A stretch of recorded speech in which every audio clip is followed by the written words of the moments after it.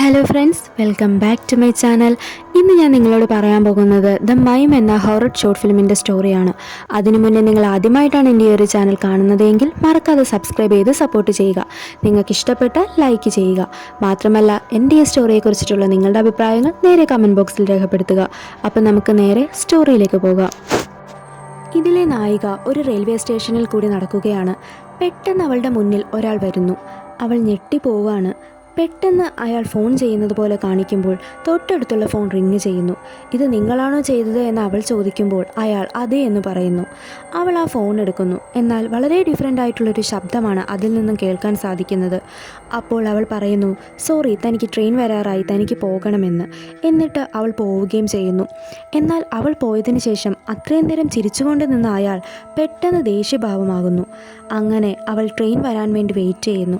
എന്നാൽ പെട്ടെന്ന് അവളുടെ തൊട്ടടുത്ത് അവർ വന്നിരിക്കുന്നു. അവൾ ഞെട്ടിപ്പോവാണ്. അവളെ നോക്കി ഒരു വല്ലാത്ത ചിരി ചിരിക്കുകയാണ് അയാൾ. അവൾക്ക് വല്ലാത്ത പേടിയാവുന്നു. അവൾ അവിടെ നിന്നും പോകുന്നു. വേറെ ഒരു സീറ്റിൽ പോയിരിക്കുന്നു. ആ റെയിൽവേ സ്റ്റേഷനിൽ ഒരു മനുഷ്യൻ പോലും ഉണ്ടായിരുന്നില്ല. അവൾ ഭയപ്പെടാണ്. അവൾ നോക്കുമ്പോൾ അവളുടെ ഓപ്പോസിറ്റായി ആ വ്യക്തി ഇരിക്കുന്നു.